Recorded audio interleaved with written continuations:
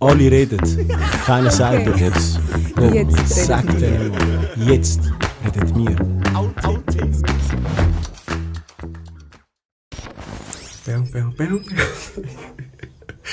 Schon am Aufnehmen? Es ist am Aufnehmen. Exciting. Ein neuer Tag, Weißt du, was nachstehen? eine neue Folge. Kleine Warnung, es ist kein, wie heisst das? AMS? Wie heisst das? ASMR. ASMR. Das ist nicht so eine Folge, aber wir haben da Nina. Sie hat Spezialbewilligung, dass sie etwas essen darf. Und wieso? Mehr dazu, bleibt dran. Hi Nina. Grüezi wohl. Schön bist du da. Ja. Wer bist denn du? Ja.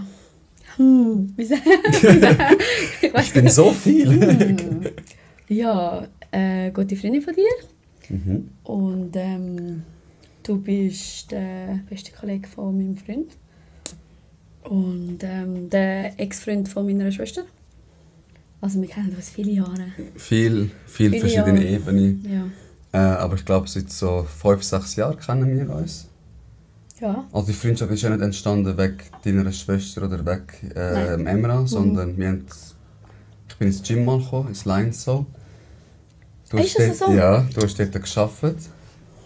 Ah ja. Und dann habe ich ein Shoutout Abo to bei Lions Soul. dir gewonnen. Bei dem Dreh-Ding Bei dort. mir. Ah, Genau. ja, stimmt. Genau, Und genau. dann haben wir mal geredet über Gott und die Welt. Ich hatte glaube gerade eine Training gehabt, habe so ein bisschen erzählt. Und dann haben wir so ein bisschen connected.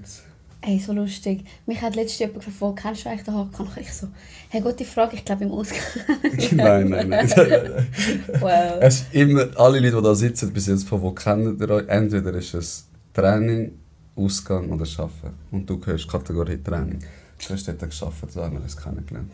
Lustig. Ja, und eine langjährige Freundschaft mit Ups and Downs, Ja. kann man sagen. Gut, das ist wie viele Jahre her? 5, 6 Jahre. 5-6 Jahre. 5-6 Jahre. Ja, du. Und dann vor 3 Jahren oder so, das erste Mal sind wir einfach befreundet gewesen, vor 3 Jahren bist du mit meiner Schwester damals zusammengekommen. Mhm. Dann vor 1,5 Jahren haben wir euch getrennt und ich bin dann relativ so... Nein, falsch. Ah doch, und du und der Emra sind dann durch... oder? Durch... Also voll der Hänger. Also wir haben uns, Wirklich? ich und der Emma haben uns kennengelernt, während wir zusammen waren. Also, und dann hast du dir natürlich gewünscht, dass ich auch mit ihm connecte, ist ja klar, wir alle zusammen hängen. Und dann, Ja, stimmt. und dann, Kannst du nicht mit ihm hängen? Unbedingt! Aber ja... und dann haben wir uns mega gut verstanden, Gar nicht! Die haben doch gar nicht so gut verstanden am Anfang, oder? der Emma und ich. Ja. Also wir haben uns Also so okay easy. gefunden, easy, haha, Decent, hoho, ja. so. Ja, so. Geiles Sicht, immer noch am cool tun.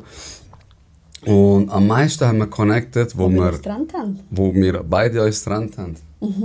Dann Also, haben wir eine sehr ihr intensive habt Zeit gehabt, er und ich. Also wir haben uns gegenseitig unterstützt, kennengelernt, lieben gelernt, sind viel zusammen reisen. Ja gut. Er hat euch ja viel verbunden. Ich meine, ihr habt beide Ex-Freundinnen von Schwestern gewesen. Ja, Und dann könnt ihr viel über das reden. lässt dann Über auch. das Trauma. Über das Scheiß Frau! schreckliche Trauma. Nein. Ja, so ist eigentlich unsere Verbindung. Oder? Ja, voll, das stimmt, ja. Und wieso sind wir heute da, Nina? Ja, wie du einen Podcast hast. Genau. Oder? Dass wir ein bisschen schwätzen können. Genau. Weil wir auch sonst so viel schwätzen immer miteinander. Ja, also wir sind wirklich so das Kollegenpärli, wenn Nina sagt, so ich gehe dann jetzt, dann hängen wir vor der... Das ist der Kajo. Ja. Taco, kommt schon, von Hoi sagen. Und das ist der Taco. Die kennt sicher auch ein paar Leute. Genau, die kennen auch ein paar Leute. Genau, wir sind so Kollegen, hey, ciao, ich gehe jetzt dann, ja. Und dann hängen wir 40 Minuten an der Tür und reden noch über das und es hat einfach kein Ende, oder? Immer. Unsere Freundschaft lebt sicher auch davon, dass wir mega ehrlich zueinander sind und auch Sachen ansprechen, die ungemütlich sind. Ja. Also ab und zu, wenn wir reden und du mir etwas sagst, hasse ich dich in dem Moment, denke ich mir, was für eine Elende. Und dann tue ich mich eigentlich so reflektieren, du regst mich an zum Reflektieren und dann denke ich, okay, dort hat sie recht, das ist wahrscheinlich ein Punkt. Und an jedem Mann dort draussen, es ist super wichtig für mich, ich sage das, Kolleginnen zu haben. Perspektiven aus einer anderen Sicht können zu sehen, eine Meinung von einer Frau können zu integrieren, ist extrem gewinnbringend. Und die Typen, die sagen, Frauen, entweder ich fixe nur oder sonst habe ich keinen Kontakt, werden ein bisschen erwachsen. Es ist Ja, 100%. Ja gut, ja. Uns hat halt auch wirklich viel die ganzen privaten Umstände mega verbunden und so. Mit meiner Schwester, mit deinem jetzigen besten Kollegen. Dann haben wir aber relativ lange, ich war ja 2 Jahre am Reisen, um die ganze Welt. Und dann haben wir uns eigentlich nie gehört, nie gesehen. Und dann irgendwann hast du mir, glaube ich, wieder geschrieben, mal, oder? Das kann gut sein. Und dann haben wir wieder angefangen, Kontakt zu haben, wo ich aber weg war, glaube ich. Genau, oder ich bin mal da malen gekommen. Genau, das ist ja auch so ein Riesending. Also du bist ja lang reisen. Man kann vielleicht so ein bisschen anschneiden, du hast dein eigenes Business gemacht, schon relativ jung. Eben zur Mama. Scheiß Onkel, verpiss dich. Genau, Nina ist jemand, der wirklich viel am Reisen war, ihr eigenes Business aufgebaut hat. Vielleicht kennt ihr es, darf ich sagen? Ja, sicher, ja. Lipboom. Ein bisschen Werbung. Bisschen Werbung, falls ihr süße Lippen haben wollt und nicht gerade unter das Messer wollt. Oder wie sie sagen. Jetzt, Lipboom. Genau, Bleach Me. blenden wir so ins Genau. Ohne so. Shop here. Nein, ich kann das nicht. Lipboom und Bleach Me, genau. Ist sehr gut angekommen, bist überall vertreten eigentlich, kann man sagen. Ja. Und in mega jungen Jahren, wann hast du dein Business gegründet? 19. Mit 19? Ja. Alter, mit 19 gehen alle in den Ausgang und keine Ahnung. Gut, ich bin einmal ausgegangen. Ja, aber nur in den Ausgang, schon klar, ja, das ist ja normal, Ja. aber krass, ich habe das schon immer mega gegen. Schon mega... Ich habe nicht 2 Sachen aufs Mal, ich bin mal... Hast du verloren, den Untersatz? Yes, sir. Genau. Und das hat dir natürlich auch die Freiheit gegeben, von dort aus zu arbeiten, wo du möchtest. Und du bist lange Zeit weg gewesen. Wo bist du überall gewesen? Überall, basically. Also ich habe ein paar Monate, ich glaube 8 Monate, Costa Rica gelebt, Griechenland, Amerika. Wo bin ich überall noch gewesen? Barcelona, ein paar Monate. Mexico. Mexiko, ja. Ja, ich wirklich an vielen Orten. Durch das, dass ich halt Freiheit habe wegen dem E-Commerce-Business, dass ich kann von überall arbeiten kann.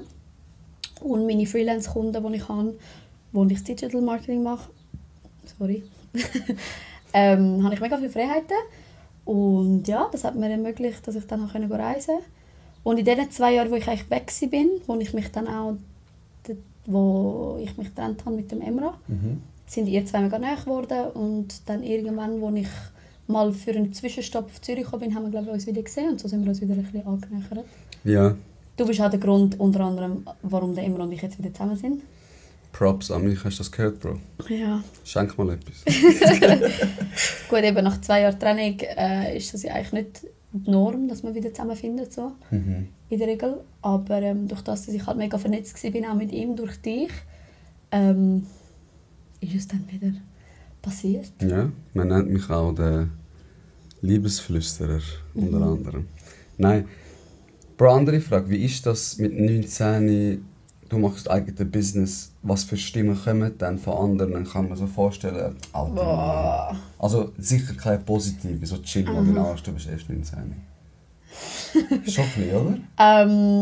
Nein, es ist hauptsächlich eigentlich, lustigerweise, damals viel Support gekommen, aber auch, also einfach so ein bisschen belächelnder Support, also so ein bisschen, also weißt so, ich weiss noch, ich habe angefangen, ich habe im Fitness geschafft an der Theke und habe dort so Marketing gemacht und so Sachen. Und dann habe ich angefangen, ein Bleaching-Studio aufzumachen, ein Star-Bleaching-Studio, und ich habe eigentlich mich angefangen selbstständig zu machen. Das frage ich mich immer die Leute, wie bist du eigentlich zu dieser Business-Idee gekommen?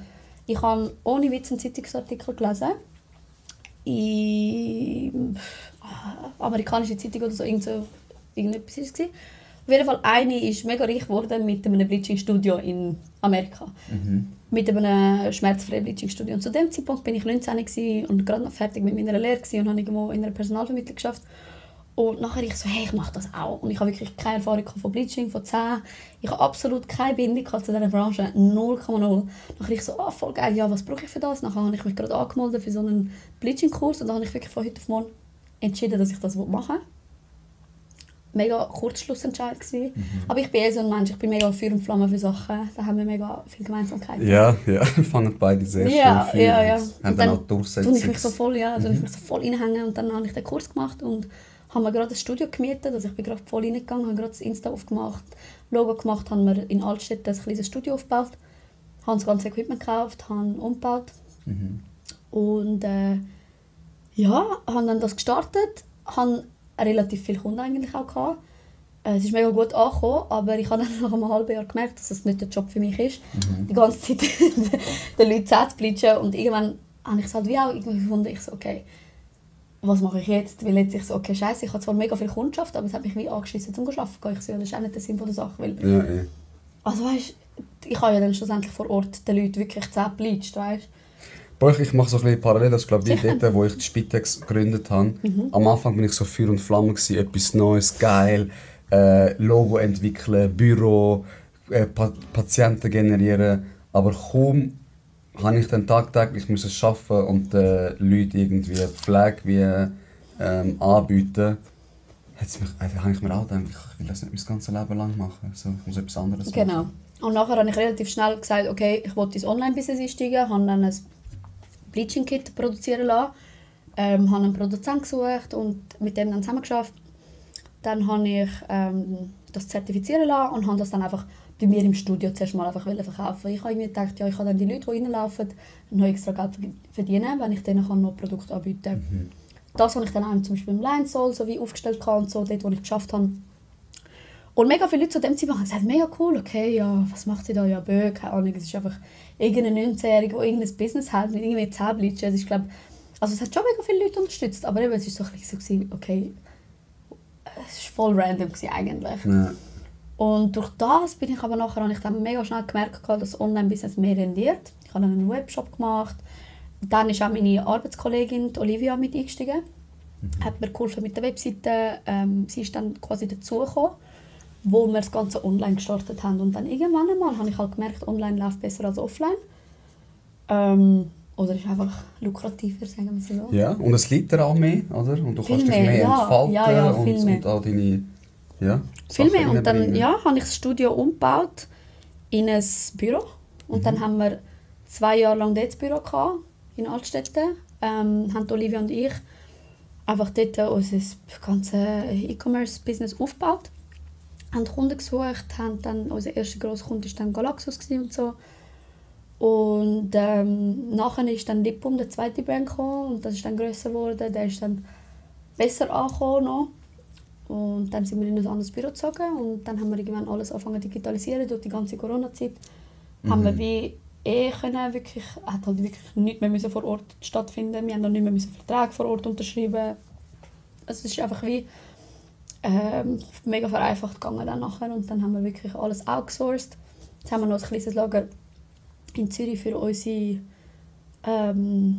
Schweizer Stammkunden, aber sonst ist alles outgesourced und ist quasi wie ein Selbstläufer. Ja, was natürlich mega cool ist, aber auch mega viel also das ganze Selbstständigsein bringt natürlich auch mega viel Schattenseiten mit sich. Gell? Das sieht man eben nicht, weißt, das ist eben, dass alle sehen immer, schau mal, 19, 2 Brands, voll geil, sie lebt in Mexiko, alle sehen nur das. Aber ich meine, ich kenne ja auch jetzt die Schattenseite als dein Kollege und das darf man schon nicht unterschätzen, weißt? Oder was für Gefahren lauern. Nicht jeder ist dir gut gesinnt. Jeder will in diesem Business einfach Para machen. Ja. Das ist einfach so, oder? Und dann muss man mega aufpassen.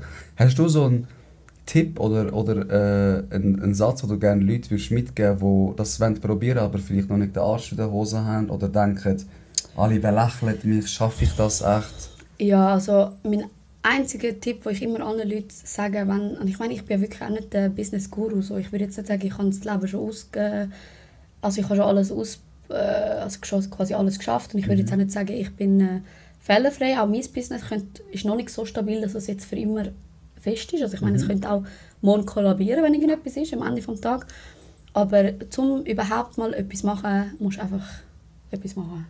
Ja. Also es klingt mega simpel, aber was ich immer den Leuten sage, ist einfach anfangen, wirklich. Statt dass du eine Idee hast und die willst du ins Perfektionistische verfeinern und erst dann anfangen. Weil mega viele Leute sagen, ja, wenn ich dann das habe, fange ich an. Wenn ich dann fertig mit dem bin, wenn ich dann Zeit habe für das und wenn dann das Logo steht und da steht und da steht und da steht. Nein. Du musst wirklich einfach anfangen in der Sekunde, wo dir der Gedanke durch den Kopf geht. Es gibt ja eine Studie, dass wenn ein Gedanke, ich glaube, mehr als 10 Sekunden durch den Kopf geht, oder irgendwie 15 Sekunden, korrigiert mich, und du dann nicht darauf handelst, also effektiv wirklich eine Tat darauf machst, dass er an dir vorbeizieht und weggeht.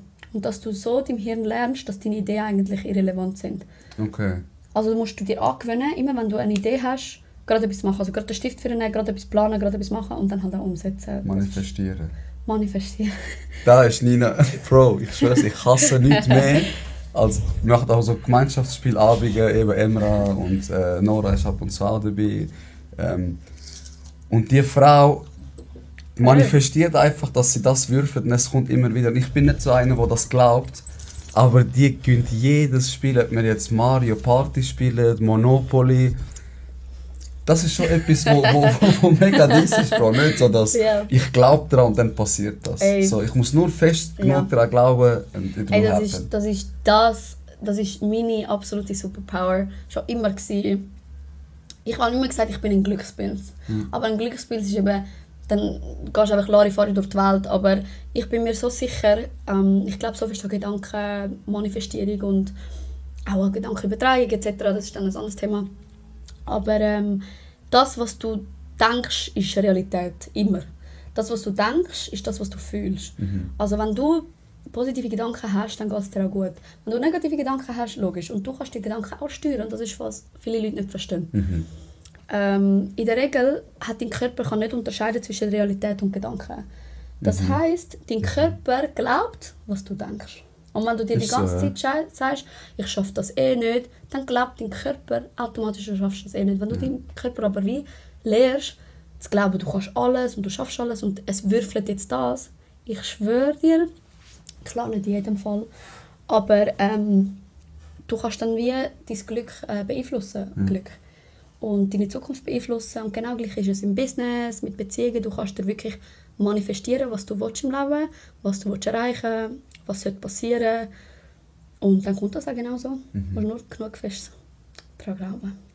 Also genug fest daran glauben, Finger aus dem Arsch ziehen, machen. Was bei mir mega hilft, ist so, sagen wir, ich habe eine Idee. Und du kennst mich, ich bin ja einer, erzähle ich es gerade und will so die Freude die teilen. Bro, wenn ich etwas zu schnell, zu vielen Leuten wie erzähle und alle dann sagen, geile Sieg, voll cool, ja, macht mich der Lob, obwohl es noch nicht steht, schon so satt, dass ich gar nicht ins Handeln wie komme.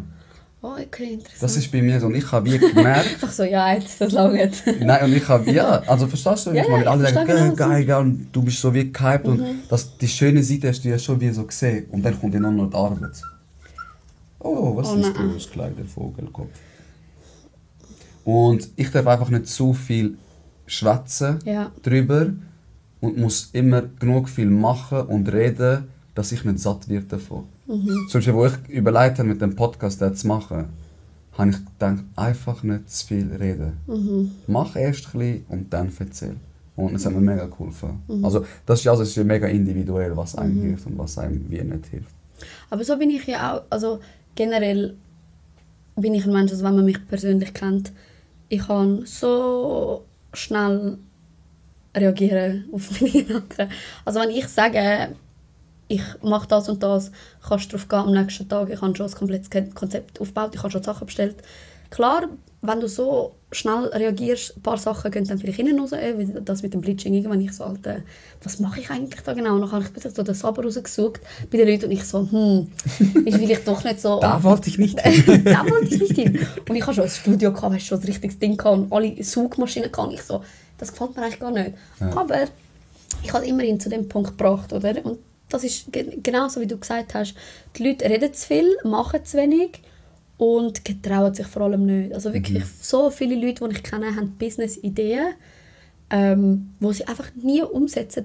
aus für mich niemals genug gute Gründe. Also eigentlich gibt es gar keinen Grund, um nicht zu starten. Aber du findest immer einen Grund. Also entweder keine Zeit oder kein Geld oder das. Andere oder das, Prioritäten. Oder vielleicht Genau. bringt es ja eh nicht. Dann redet es sich ab und zu das auch so schlecht ein, dass du denkst, nein komm, es wird eh nichts bringen, mach es doch nicht. Obwohl... Aber das ist genau wieder, das haben wir es wieder mit deinen Gedanken. Wenn du dir das sagst, dann glaubst du das ja auch. Also weißt, wenn du dir sagst, du kannst das nicht, dann schaffst du das nicht. Kennst du den Moment, wenn du zum Beispiel früher im Sport warst? Ich denke immer daran, früher, weißt du, was so Hochspringen oder so gehabt und du hast so die Linie, oder?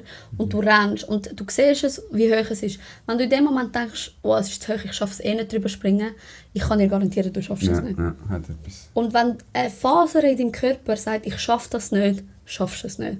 Du musst wirklich Überzeugung haben, zu 100'000%, du schaffst das und noch 10 cm höher und dann schaffst du es auch. Aber du musst halt wirklich dir sicher sein und das ist bei allem im Leben so. Du kannst Sachen so fest anziehen, wenn du sie einfach genug fest glaubst und manifestierst.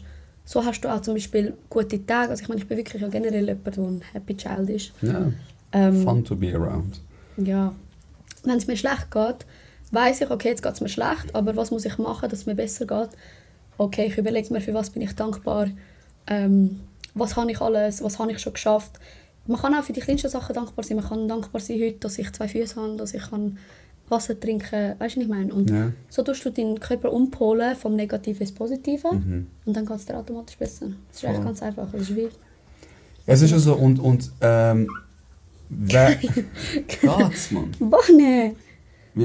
Falls die nur, die hören, da ein Umgeflenne hören, wir können die heute nicht piesacken. Er ist einfach eine kleine Attention-Ho. Ja, aber berechtigt. Er darf. Kaio darf alles.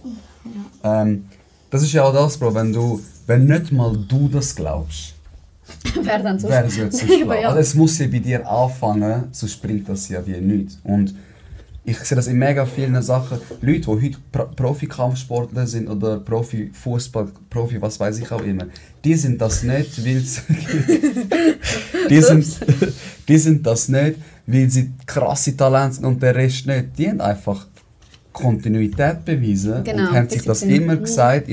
Ich glaube daran, dass es andere Leute gibt wahrscheinlich, die das noch krasser könnten, aber den Arsch nicht in der Hose haben und darum niemals so weit kommen. Und glaub mir, es gibt niemanden, der wirklich an dich glaubt. Also, das ist auch etwas, was ich gelernt habe. So. Ja, der einzige Mensch, der wirklich an dich glaubt, bist du selber. Weil auch wenn du super Freunde hast und so, sie glauben nie so fest an dich, wie du an dich selber glaubst oder glauben solltest in der Regel. Und am Anfang hast du mega viele Skeptiker, Leute, die dir werden sagen, du schaffst das nicht. Oder die dir sagen, bist du sicher und dies und das. Oder halt belächeln. Aber umso weiter dass du kommst, es ist auch mega spannend, umso weiter ich komme mit meinem Geschäft, umso weniger Leute supportet einem. Also, blöd gesagt, umso weniger Leute haben überhaupt eine Meinung dazu. Also du merkst, wie am Anfang ist irgendwo durch der Support gross, aber du merkst auch, es ist halt nicht... Sie supportet dich einfach, weil sie denken, weißt du, so ist irgendwie noch herzig, oder? Sie supportet dich mal und so. Aber wenn du dann grösser wirst, bekommst du es wie nicht mehr. Ja. Also du hast wie gar keinen Support mehr, aber dementsprechend halt wahrscheinlich auch kein Zweifel mehr. Also weißt, wenn du es irgendwann mal so ein bisschen geschafft hast, die Leute überzeugen, dass du es kannst, dann ist wie der Hype, also keine Ahnung, wie ich das sagen soll, aber nicht nur der Support weg, sondern auch das Auge weg, weißt du, was ich meine? Sie schauen dann wie nicht mehr drauf und so, was ich persönlich mega angenehm finde, weil ich bin ein Mensch, ich mache gerne im Peace meine Sachen, ohne dass es irgendjemand weiss. Ich meine, ich habe mega lange mein Business nie gross an die Glocke gehängt oder so. Weil ich auch ehrlich gesagt Angst hatte vor dem Versagen. Das ist auch etwas, ich meine, am Anfang in der Gründungszeit habe ich unter schlaflosen Nächten gelitten, Versagensangst, Konkursangst. Also ich meine, ich hatte konstant Angst gehabt, dass ich fehle, blöd gesagt. Und ich will nicht sagen, dass das jetzt komplett weg ist, das kann ja immer noch passieren, aber ich habe wie einen gewissen Peace damit geschlossen. Und früher hatte ich das Gefühl, was denken die Leute, wenn ich jetzt das nicht schaffe, was denken die Leute? Weißt? Das ist so oft unsere Platte, die wir im Kopf haben, die finde ich auch so falsch ist, aber so menschlich. Was denken die anderen, was denken die anderen? Wenn ich es nicht schaffe, denken sie das. Wenn ich es schaffe, dann denken sie das. Es gibt auch sehr viele Neider, das muss man auch sagen. Also Neid ist so etwas mega... Am Anfang Ja. belächelt man es, wenn du zu viel Erfolg hast, denken sie, ich hätte das auch geschafft, dann mach doch. Also, Also wir wenn du es auch haben, geschafft hättest, dann mach doch. ja, also wir haben zum Beispiel ja auch einen Podcast, Nora und ich. Und Mach da keine Werbung für einen. quasi Gurus. Quasi Gurus. Wirklich geiler Podcast. Ich find, es ist ein ganz anderer Themenbereich als jetzt Ja, voll. meine. Also ich verkaufe es mal in meinen Worten. Wenn euch interessiert, was Frauen untereinander reden oder tiefgründigere Frauenmeinungen von gewissen Sachen, sagt das jetzt Dating oder eben tiefgründigere Sachen, dann schaltet unbedingt ein. Nora, auch eine mega coole Frau, die ich wirklich mega gerne gewonnen habe. Quasi Gurus. Gebt euch den Scheiß. Wo ist dein Handy? Zeig mal den Rücken. Ja gut, oder kannst du es scannen? Nein, einfach. Aha, ja. Einfach The Brand. the brand. Ja, auf jeden Fall, wo wir dann gestartet haben, gut, wir machen es ja natürlich nicht so in dem Rahmen, wir machen es wirklich hobbymäßig, so ein bisschen nebenbei, einmal im Monat oder so, höchstens. Wir sind da nicht so diszipliniert wie du. Disziplin hast du jetzt nicht aus. Doch, diszipliniert, ja, sicher, ja. Ja. Wir sind so, ja, anders gestrickt. Ja, Das wissen wir. Anyway, am Anfang, als wir den rausgebracht haben, du siehst ja, welche Leute, wie lange den Podcast hören, etc. etc. Als wir den rausgebracht haben, in der Regel, wenn du einen Podcast neu rausbringst, hören es ja wirklich nur die Leute, die dich kennen, in deinem Umfeld, also wirklich Genau. so Followers, whatever, oder so ein bisschen die Leute. Und am Anfang war es so speziell, haben so viele Leute, also die Quote vom Durchhören war irgendwie 95%, die den ganzen Podcast durchgehört haben, die ersten 2 Folgen. Okay. Aber wir haben diverse, also nicht diverse, aber sicher so 5 Ein-Sterne-Bewertungen bekommen. Und wenn du überlegst, die hören eine ganze Stunde, was ich zu sagen habe. Eine ganze Stunde hören die mir zu. Also sie gehen auf mein Profil, hören mir zu, gehen auf den ganzen Aufwand, für das, dass du 1 Stern gibst. Come on, wir sind weißt im du? Nights. Wir sind die Come Leute, on, okay. Die gönnen einfach nicht. Leute gönnen einfach. Es gibt wirklich extrem viele Leute, die Ja. mega unzufrieden sind mit sich selber. Und wenn du dich angesprochen fühlst, dann sei es so. Wo dann... Mein Chef hat mal etwas mega gut gesagt. Er hat gesagt, Leute, die zum Beispiel unzufrieden sind mit sich, tun das meistens in diesen Gefäßen übermitteln, wo es einfach ist. Zum Beispiel, ich bin unzufrieden mit meinem Leben, wo lerne ich sowas beim Arbeiten? Ist ja einfach. Ist ja einfach. Dort kann ich wie auskotzen und sagen, wie schlecht das alles ist, wie schlecht das Arbeiten ist, wie doof mein Chef ist. Dann muss ich mich ja nicht mit mir selber beschäftigen. Er hört das nicht, oder? Nein, du sagst nein, hypothetisch. Nein, hypothetisch. Also wenn Okay, du die restlichen Podcasts hörst, ich bin mega Fan von meinem Chef.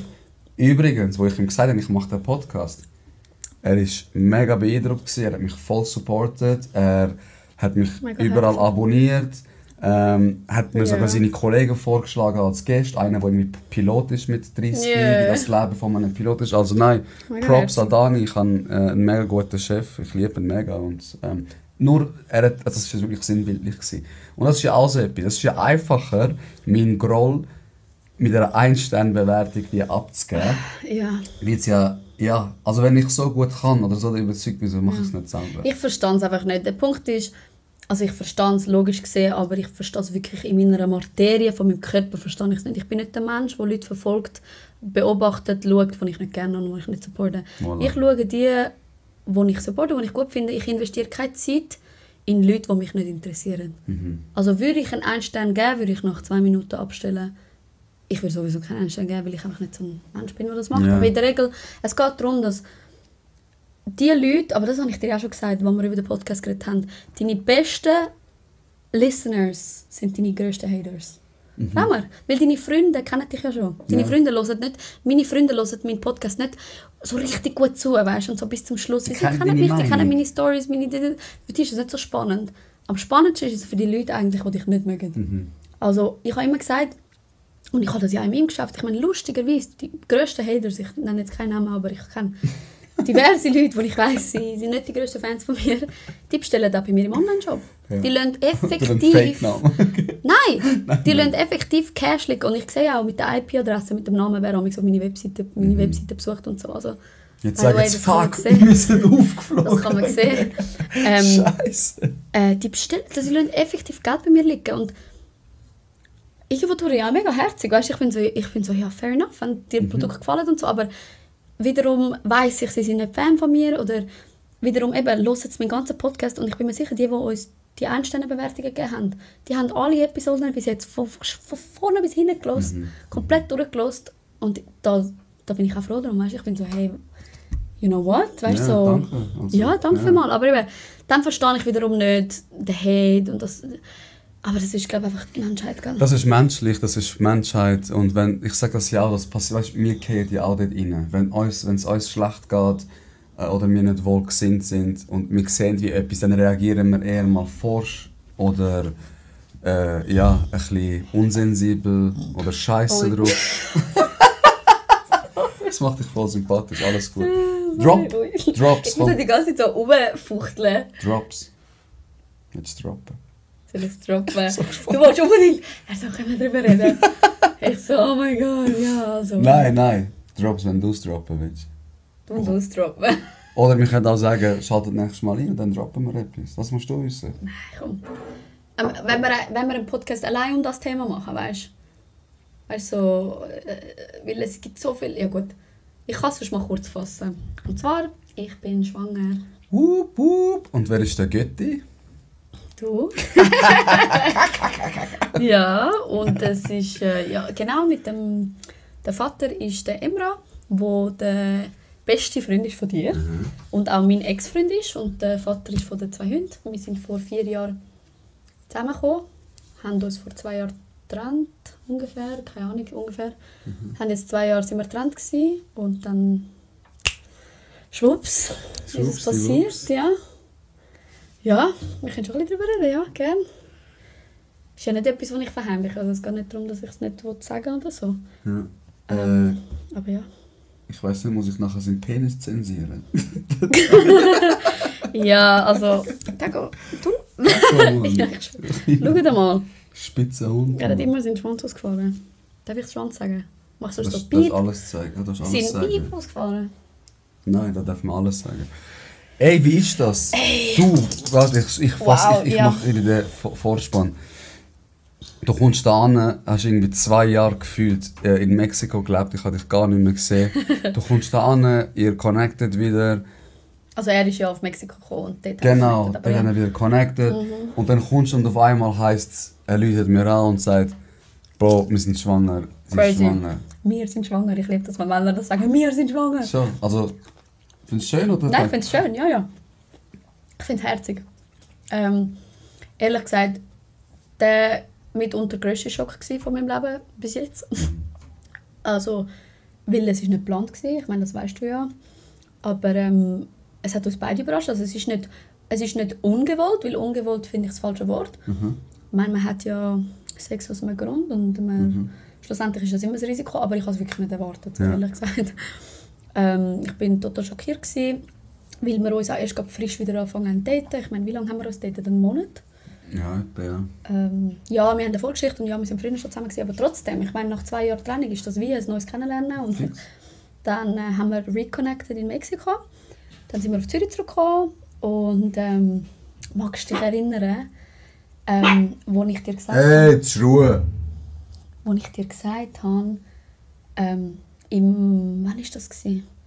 Februar? Irgendwann mal vor ein paar Monaten habe ich dir ja gesagt, dass ich geträumt habe, dass ich schwanger von ihm bin. So crazy, nicht? Und er hat am gleichen Tag dir gesagt, dass er von mir geträumt hat. Ja, aber er hat jetzt einen positiven Traum. Nein, mit Wut und Hass. Ja, er hat so geträumt, dass ich vom Auto überfahren Und er so zu dir, so, Bro, ich habe geträumt, dass Nina vom Auto überfahren worden ist. Und ich so, ja, kann nur schrecken, ich habe einfach geträumt, dass ich schwanger vom Emro bin. Und er so, okay, strange. Ja, auf jeden Fall, long story short, hast du ja wirklich alles mitbekommen. Von jeder Minute von dem Ganzen wieder zusammenfinden. Auch nach 2 Jahren Trennung ist es natürlich nicht einfach, sich wieder zu nähern, ehrlich gesagt. Es ist wirklich eine Challenge. Es ist überhaupt nicht einfach mal so schnell gemacht, weil jeder hat sein Leben gehabt in diesen 2 Jahren. Ich bin gereist, er hat sein Zeug gehabt. Es waren natürlich noch Wunden da gewesen, auch die Verletzungen von der ersten Beziehung, von der ersten Was ja voll normal ist, ja. Wo auch wirklich bei uns turbulent war. Also unsere erste Beziehung war auch nicht Friede, Freude, Eierkuchen, würde ich mal so sagen. Und dann ist es wie wieder ein Zusammenfinden. Dann sind wir auf Zürich zurückgekommen. Und dann war ich in Barca für eine Woche, meine Freunde besuchen. Bin überfällig gewesen, aber ich habe mir überhaupt keine Gedanken gemacht, weil ich so als kleines Detail auch Pillen danach genommen habe. Damals. Und wir haben uns gedacht, wir sind so zusammen in die Apotheke gegangen, so 3 Stunden später, weißt. Und nachher der Apotheker so, ja, einfach, dass ihr es wisst, es gibt einen ganz kleinen Prozentsatz, so 1-2%, keine Ahnung, dass es halt trotzdem passiert. Und wir beide so, ja, voll easy, ja, da 50 Stutz, weißt du. Wir so, ja, es ist es wert gewesen. Oder dann haben wir auch so gelacht, wir so, hey, ja, es ist es wert gewesen und so. Wir so, ja, passiert eh nichts. Aber wir haben beide gesagt, es hat sich irgendwie alles speziell angefühlt. Also du hast mir noch geschrieben, weißt du? Ich habe dir geschrieben, ich habe das Gefühl, ich bin schwanger geworden heute. Ja. Und du so, Bro, Du so chill, ich so übertrieben.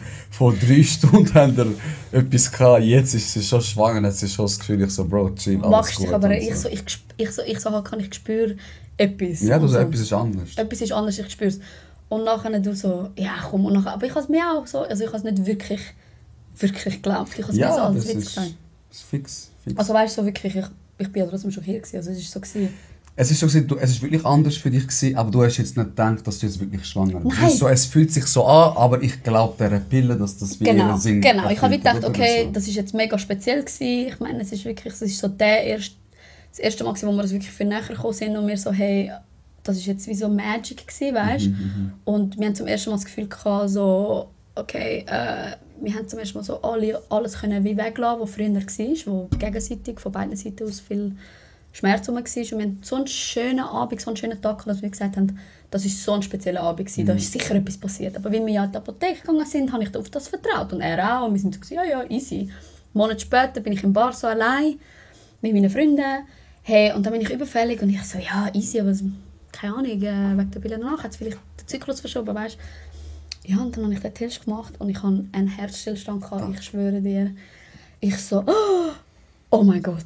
Und dann habe ich voll hysterisch ihm angerufen, meine Friends, meine Family angerufen. Ich so, oh mein Gott, ich bin schwanger. Und ja, dann habe ich mich aber relativ schnell lustigerweise gefreut. Also ich habe mich wirklich gerade Schnell gekommen, direkt gefreut. Also ich habe nie wirklich gedacht, oh, ich will es nicht. Es sind eher so Bedenken, also ich habe das ausgestanden, ich habe das so wie wahrgenommen. Weil es ein riesiger Schritt ist und weil du auch in meinen Augen eine mega intelligente Frau bist und auch bedacht bist du, Bro. Liegt auch in der Familie. Props zu deinen Schwestern und zu deiner Mami. Und Mami, zu sie deinem Dad schaut auch. das sicher. Ja, das ist Mami, liebe ich sowieso. Sag ihr das nicht zu fest. Ich liebe dich, du weißt, abgöttische Liebe für dich. Dass man sich einfach so wie fragt, Bro, du darfst, du bist schwanger, Ey, die sollen sich zufrieden sagen nachher, ich habe mal einen TikTok gemacht und ich habe so gegessen, während ich gemacht habe und der ist voll viral gegangen und alle Kommentare sind so, oh nein, it's disgusting, es ist so hässlich, wie sie so in die Kamera hineinschmatzt. Soll jetzt dann wegschalten und mit einem Stern bewerten. Ja, dann fragt man sich ja so, was verliere ich mit dem, was gönne ich, macht das Sinn, was ja normal. Es wäre ja komisch zu sagen, ich bin schwanger, es ist ein Wunder, ich behalte es jetzt einfach. Nein, es ist eine total legitime Frage, möchte ich das Kind behalten oder nicht? 100%. Voll in Ordnung, also fair enough. Ja, und es ist vor allem, wenn du dich natürlich nicht darauf vorbereitest. Ich meine, ich bin jetzt 25, also nein, ich werde 25, aber ich bin an einem Punkt im Leben, wo ich es eigentlich wie nicht geplant habe. Also hätte ich jetzt planen können, hätte ich gesagt, so in 3 Jahren, keine Ahnung. Auch er und ich, wir sind ja erst gerade wieder frisch zusammengekommen und hätte ich jetzt Zeit haben, hätte ich gesagt, okay, 2-3 Jahre. Durch das, dass ich aber nachher schwanger geworden bin, überraschend, habe ich gedacht, okay, ich habe die ganze Welt schon gesehen. Ich bin finanziell stabil, ich habe einen Job, den ich liebe, abgöttisch liebe, den ich gut kombinieren kann mit dem Mami-Sein theoretisch. Wo du auch mega gut machst. Ja, also machen wird, ja. Und es ist mit dem richtigen Mann. Ich kenne seinen Charakter. Es ist nicht einfach irgendjemand, weißt. Und wir haben also schon bevor wir schwanger geworden sind, haben wir wieder zusammenkommen. Also es ist schon ein Fakt. Also es ist nicht einfach so einmal passiert, nachher so, okay, wir sind schwanger, ja, kommen wir wieder zusammen, sondern wir haben schon gesagt, wir sind wieder zusammen, bevor ich es erfahren habe. Und darum, hey, habe ich mich auch wirklich instinktiv dann direkt gefreut und er hat sich halt wirklich mega gefreut. Ja, er hat mir angerufen, er ist aus allen Wolken gefallen. Ja, was auch so eine schöne Reaktion ist, also wirklich, ich muss ehrlich sagen, ich wünsche das jeder Frau, dass wenn sie ihren Mann läutet und sagt, hey, ich bin schwanger, dass der Mann so reagiert, wie der Emra reagiert hat. Schon Angst? Oh, nicht, Bro. Wie reagiert... Also, vielleicht jetzt nicht Nicht er. speziell bei ihm, nein, aber Ja, als mega Frau. krass, mega also, krass, ja. Doch, Viel sicher. hörst du auch, die sagen jetzt, also übertrieben dargestellt, Alter, treib das ab oder ich schub Ja, dich ja, die Strecke ja, ja, runter. eben, ja. Also so Ja, nein, voll 100%. übertrieben Doch, aber gesagt, wenn das passiert, das gell? passiert, das ist wirklich Realität. Gut, ich habe gewusst, ich habe die Angst nicht gehabt, weil ich habe gewusst, er wünscht sich schon lange Kind. Er ist auch ready, weil er ja viel älter ist. Und ich habe schon immer gewusst, er wäre voll da und er würde sich freuen. Darum, die Angst hatte ich nicht gehabt. Ich habe mehr Angst gehabt, kann ich das? Ist es zu früh für mich? Shit, ich war einfach wie überfordert gewesen für 2-3 Tage. Habe ich wie so gedacht, okay, shit, natürlich alle Emotionen vorgekommen. Ich so, fuck, ich werde Mutter. Weißt, so, was heisst das für mich? Mein Körper wird sich verändern. Das sind alles so Ängste. Ich habe mega viel Angst gehabt, weil ich habe so viel Schlechtes über Schwangerschaften gehört. Und dann habe ich mich auch gefragt, mal zu dem Zeitpunkt, werde ich eine gute Mutter? Habe ich die Qualitäten, habe ich die Eigenschaften? Habe aber relativ schnell dann gemerkt, dass ich mir das mega zutraue und dass ich auch wirklich alles habe, um dem Kind ein gutes Leben zu geben. Sei es jetzt emotional, habe ich mich weiterentwickelt.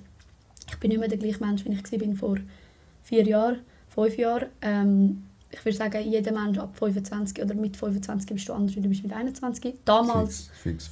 hätte ich mir nicht vorstellen, Mami zu werden. Jetzt ist es ganz etwas anderes. Ich habe wirklich alles gesehen, alles gemacht. Jobweise. Ich habe mich wie gefunden. Und ich bin wie mega glücklich an dem Ort, wo ich bin, dass ich wie sage, doch, es hat Platz in meinem Ja, Leben. genau. Also was würde sich jetzt ändern, wenn das 3 Jahre später wäre? Das ist ja auch, wir haben ja auch mega lange telefoniert, du hast mir ja auch angerufen von Barca. Und ich habe dir ja auch gesagt, Bro, entscheid so wirklich nach dem, sagen wir, du sagst jetzt nein, was würde dann deine Entscheidung in 3 Jahren dafür wie, ich habe das Wort jetzt gar nicht im Kopf, aber ja, nichts. Du hast alles gesehen, Nicht, du hast das absolut, Business nein. Also gemacht. jetzt in meinem Fall, ja. In deinem Andere Fall? Leute halt Nein, schon. ich sage jetzt nicht, das ist die Faustregel für alle, aber man muss sich ja das wirklich fragen und das, kann ich das in mein Leben adaptieren? Absolut, So. ja. Ist man auch ready, hat man diese Sachen gemacht, weil viele Frauen, wenn wir Sachen machen, dann werden sie schwanger und dann geben sie unterschwellig dem Kind die Schuld, dass sie diese Sachen nicht erleben können, weißt? Das Schlimmste, also Und wenn du das schon ist so auch schlimm. geboren wirst. Das ist auch schlimm, genau. Und ich habe wirklich nichts auf dieser Welt, absolut nichts, wo ich sage, ich habe es noch nicht gemacht oder ich will es noch gesehen haben oder dies und das und jenes. Ich bin auch der Überzeugung, das Leben geht weiter, wenn du ein Kind hast, das wird sogar noch besser. Ich bin eher ein Mensch, ich will dann einfach das überall mitnehmen, auf meine Reise mitnehmen, auf mein Zeug mitnehmen. Er und ich haben gleiche Visionen, was das angeht. Also, ich mache mir auch nicht so viel Druck, nicht so viel Gedanken. Ich bin generell wie beim Business so. Ich denke dann, okay, gut, ich bin jetzt schwanger, wir machen das jetzt, ich schaffe das schon, weißt du? Was ist? Hörst du den Ding? Ja, ich habe vergessen, das Fenster zuzumachen. Ja, scheiße. Excuse. Und so wie ich ein Geschäft bin ich dann auch mit dem. Es wird wie in mein Leben geschossen und ich bin wie so, okay, wir machen jetzt das Beste daraus. Und ich handle es dann auch und ich muss wirklich ehrlich sagen, es ist bis jetzt die schönste Erfahrung, die ich je gemacht habe, glaube ich. Also ich kriege mega Hühnerhaut und emotional, wenn ich daran denke. Ich hätte nie gedacht, dass schwanger sein oder einfach dieser Weg mir so viel wird geben und mich so positiv beeinflusst. Weil ich eben, wie gesagt, nur Negatives gehört habe. Man hört doch immer das Typische, deine Frau ist hure lunisch und oh Gott. Voll. Wenn dann deine Frau mal schwanger wird, 9 Monate, ein armer Mann und sie wird mega zunehmen und sie ist unattraktiv und du hast für nichts mehr Zeit. Weißt du, einfach negativ, oder? Negativität, Psyche, dies, das. Da sind wir wieder beim Manifestieren so ein bisschen, aber auch nicht. Ja, genau. Wenn du die ganze Zeit sagst, es ist schlecht, dann reagierst du ja auch schlecht drauf. Absolut. Und ich muss wirklich sagen, Frauen sollten nicht so Angst haben vor dem Schritt, schwanger zu werden, weil ich persönlich habe mega positive Erfahrungen gemacht. Ich habe wirklich die schönste Zeit, ich bin jetzt im 5. Monat, gehabt, oder 4, was bin ich, 4,5 oder so. Ja. Bro, ich mache ganz so kurz das ja, Fenster sicher, zu. Es kann ein bisschen laut werden für die, die jetzt nur zuhören. Excuse-moi. Aber es triggert mich maximal. Da steht Haben wir den noch. Kühlschrank Vor der ausgestellt? Aufnahme, ja. Vor der Aufnahme Fenster zumachen. Good job. Ja, darum habe ich auch die Bewilligung, dass ich essen darf. Du darfst alles, du weißt. Du darfst alles. Eben, ich sage wirklich allen Leuten, die mich fragen, hey, klar, es kann auch Scheiße rauskommen. Ich kenne auch Frauen, die nicht so einfache Schwangerschaften kann oder nicht so gute Schwangerschaften.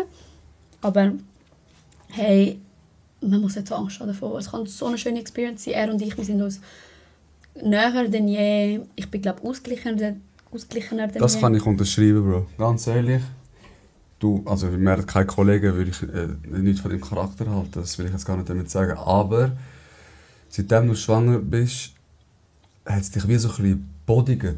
Es gibt so, also ich kann das ja nicht so fühlen, aber es gibt eine Sicherheit, die du gar nicht anders kannst erlangen. Also ich finde dich auch viel, viel ausgeglichener. Nicht, dass du unausgeglichen bist, aber du bist so nochmal ein riesiges Stück bist du gegriffen, finde ich. Das ist meine persönliche Gut, generell in diesen 2 Jahren. Ich würde jetzt nicht sagen, es ist jetzt nur wegen der Schwangerschaft. Nicht nur, aber es hat es nochmal so ein bisschen unterbuttert, finde ich. Also Ja. du bist ja auch ein Mensch, du befasst dich mega viel mit dir selber. Du laufst ja nicht blauäugig durch die Welt und denkst so, ja, nach mir die Sinnflut. Du ja, reflektierst dich ja auch immer.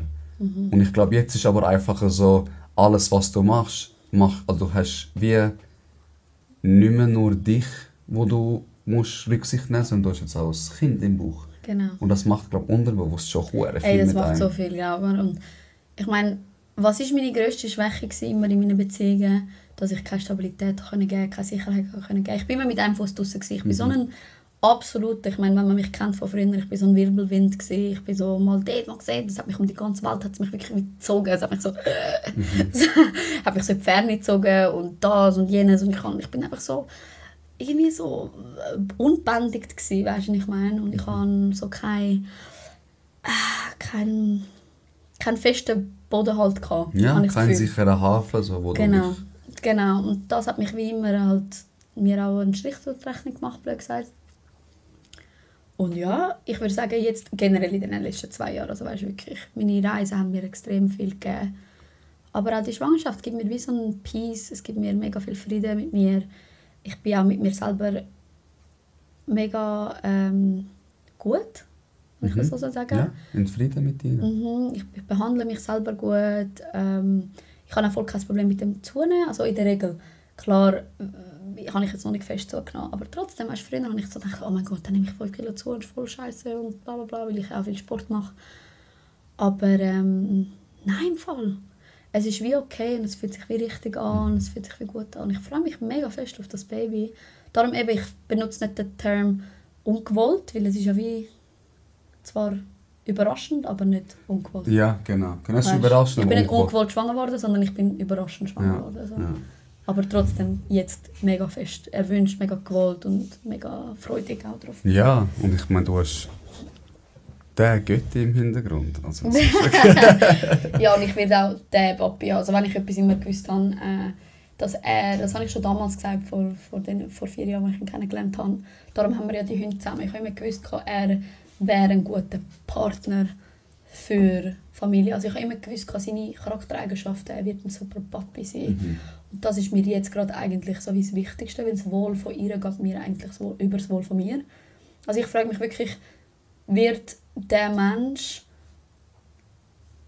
für den Rest von ihrem Leben, also sie, es ist ein Mädchen. Ich habe es gerade gesagt, darum habe ich geschmunzelt, weil du gerade Geschlecht gesagt hast. Ja. Voll. Es ist ein Mädchen und wird sie einen Vater haben, der für sie da ist, bis zum Ende von ihrem Leben, wo sie nicht im Stich lässt, wo seine Vaterpflichten ernst nimmt, egal was rundherum passiert, egal jetzt, ob das mit den Eltern hebt die nächsten 30 Jahre. Hauptsache, sie kann sich auf ihren Vater verlassen. Das war mir immer das Wichtigste gewesen. Und das weiss ich, da kann ich so krass hinter dem stehen. Er wird so ein super Vater sein. Wie er ja auch ein super Vater zu unseren Hunden ist. Mega pflichtbewusst.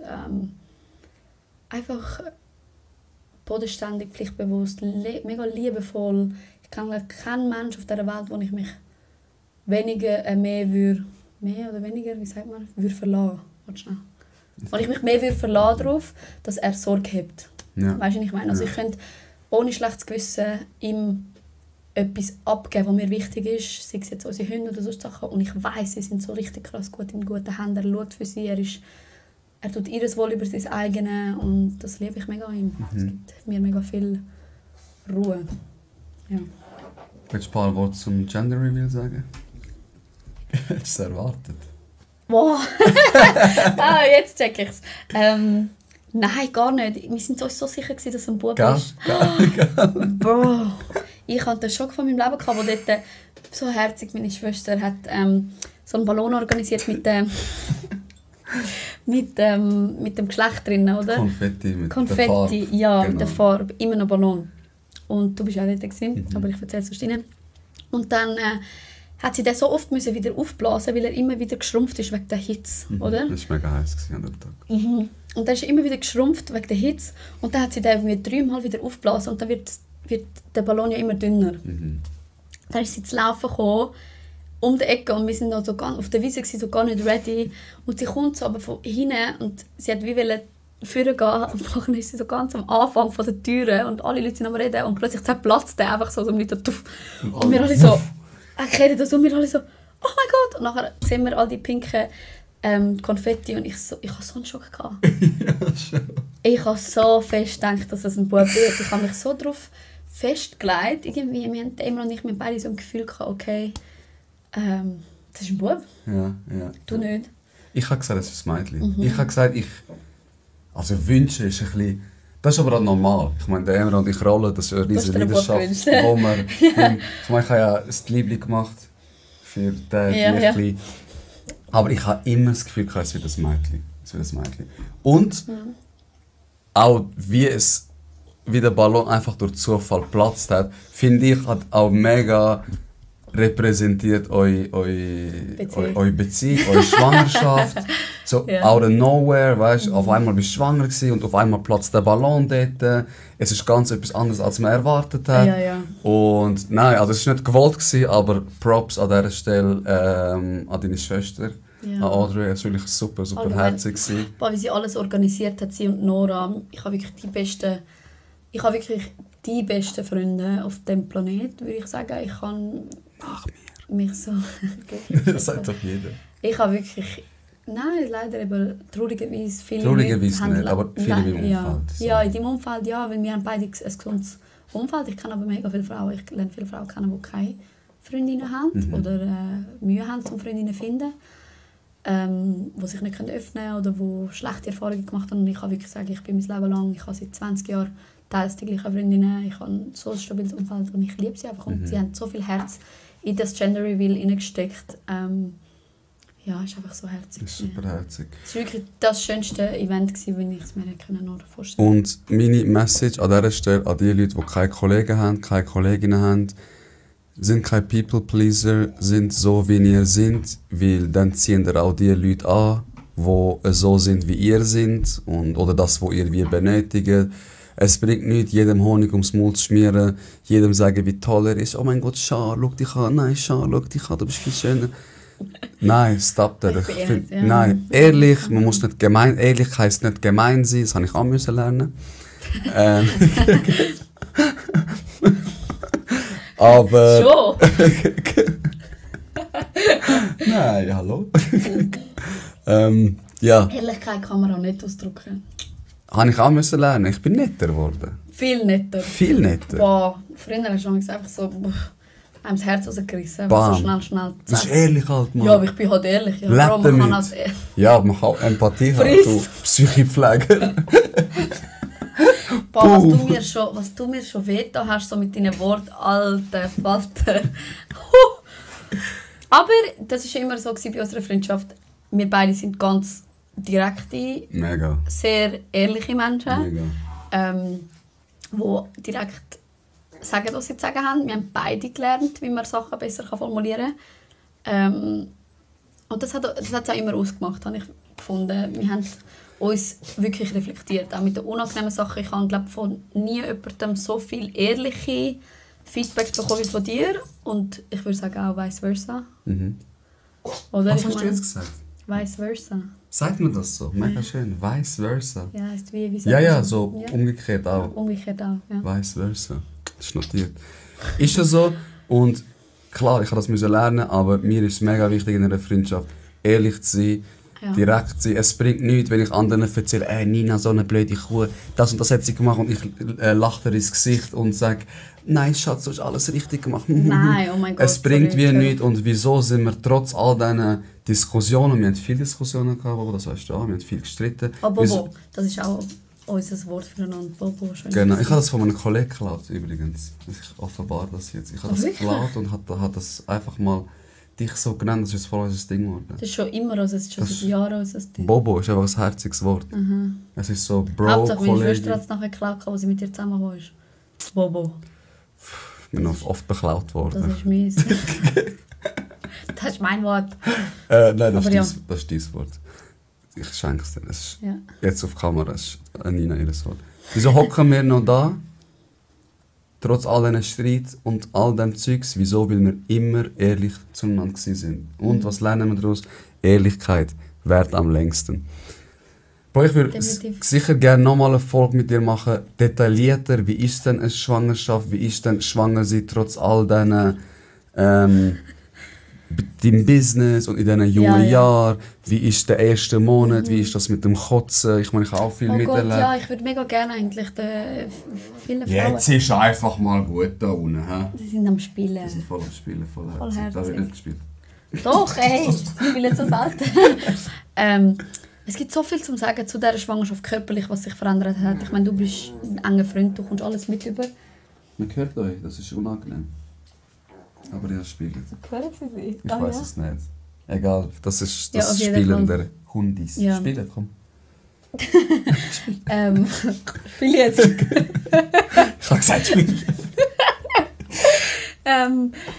Ja, eben, es gibt so viel zu sagen. Du als mein Kollege hast eh alles mitbekommen, aber es ist so eine krasse Wandlung, es ist so faszinierend, was in deinem Körper alles passiert, gell? Es ist ein Phänomen, absolutes Phänomen. Ich habe das nie so richtig ernst genommen, sind wir ehrlich, wenn du das noch nie erlebt hast, bist du so, ja, okay, Wayne, jemand bekommt das Baby schwanger, okay, cool. Ja, voll. Hey, aber wenn du das selber erlebst, was da in dir passiert, nach 6 Wochen hast du schon einen Herzschlag, ey, was in meinem Körper passiert ist, was sich verändert hat, wie wir Frauen gebaut sind, von der Natur her. Ey, das ist absolut faszinierend. Also, der Emre und ich bei jedem Ultraschall, wir staunen, wir brüllen auch nie, weil wir sind so fasziniert von der Macht, oder einfach von der doch Naturmacht. Ja, weißt, so, sicher.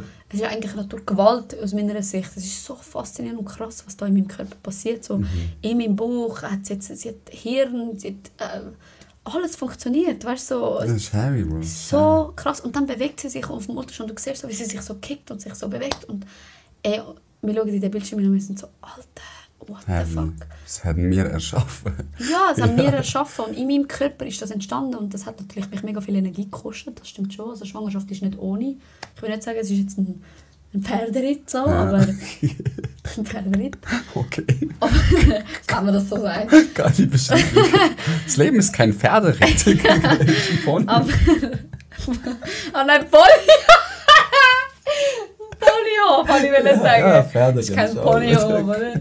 Das haben doch ich und meine Schwester mega gemeinsam, dass wir immer so komische... Ey, du und deine Schwester so sagen komische Sprichwörter Sprichwörter, die es gar nicht gibt. Aber ja, egal. Schaut halt, Lustig. mein Herz, meine Schwester. Er hat auch mal etwas gesagt. Ich darf das sagen. Ich darf sicher einen Spruch von ihr sicher, ja. droppen. Dann hat sie gesagt, ja, da bekommst du halt nicht das Weckli und das Gipfeli, anstatt der Fäufel und das Weckli, weißt du? Ich kann nicht mehr können. Nein, ist super lustig. Wir sind auch ja, mega ähnlich, Bro. Wir sind auch mega ähnlich. Ja, wir haben die lustigsten Sachen untereinander, wo wir einfach so sprechen, wir sind uns so sicher. Oder eben, man sagt doch Topf und Deckel oder so, oder? Jeder Topf hat auch seinen Deckel. Hat den Deckel. Und dann hat sie oder ich weiß auch nicht, einer von uns beiden mal gesagt, irgendwie, ja, jede Pfanne hat seinen Deckel. Also, es ist, Und voll dieser Überzeugung, es ist einfach so. ja, das ist so lustig. Ja, eben, aber es gibt so viel zu sagen zu Schwangerschaften und zu allgemein zu auch Business mit Schwangerschaften, wie ich das gehandelt habe. Oder wie andere das vielleicht auch besser handeln können. Gut, ich muss sagen, ich habe natürlich den absoluten Luxus. Ich kann von zu Hause arbeiten. Ich kann Arbeitszeit flexibel wählen. Also ohne das wäre es in den ersten 3 Monaten durch die ganze Übelkeit wirklich nicht möglich gewesen. Arbeiten fast.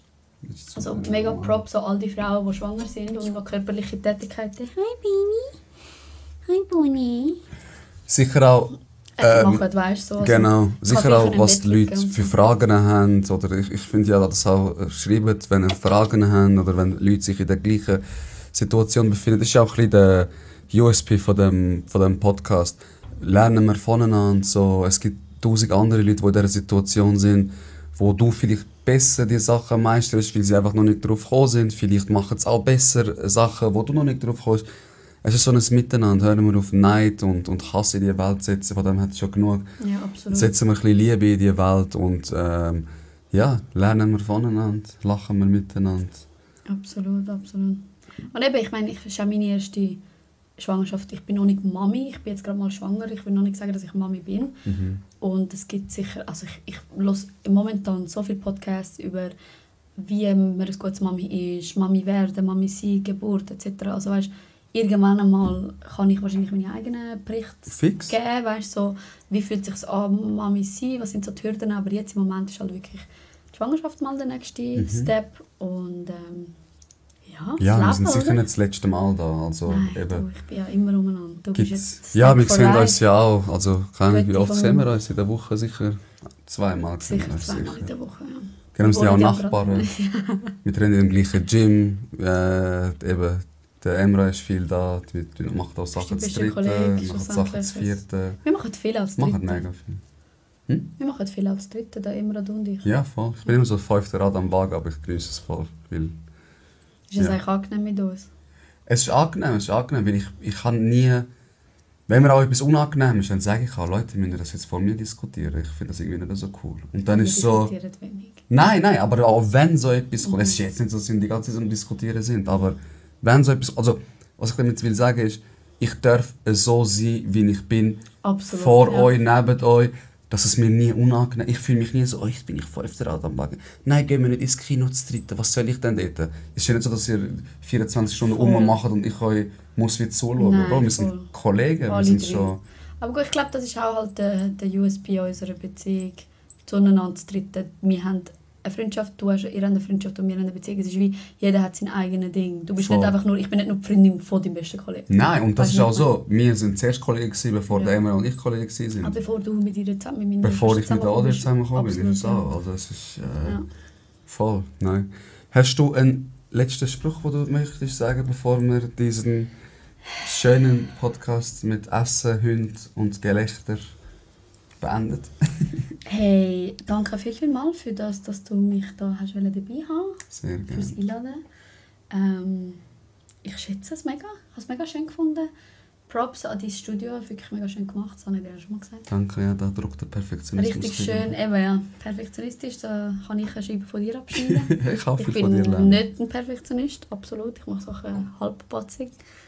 Aber das habe ich immer an dir mega, mega cool gefunden. Du bist so, wenn du etwas machst, dann ist es so auf den Punkt perfekt. Und wenn ihr da rein wäret oder da rein mal gewesen sind, seht ihr, wie durchdacht alles ist, wie schön alles eingerichtet ist und an was er alles denkt hat, wirklich raus zu Fenster fahren. Ja, Aber sonst- ja, genau. Es ist auch früh, ich habe frei.